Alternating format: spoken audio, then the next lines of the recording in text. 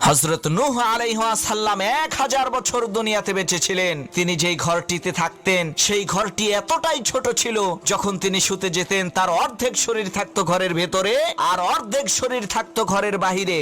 যখন মালাকুল মাউত ফেরেশতা হযরত নূহ আলাইহিস সালামের রূহ কবজ করতে আসলেন, তখন তিনি জিজ্ঞেস করলেন, হে আল্লাহর নবী নূহ, আপনি আপনার সারাটা জীবন এই জীর্ণ শীর্ণ ভাঙাচোরা ঝুপড়ি ঘরেই কাটিয়ে দিলেন।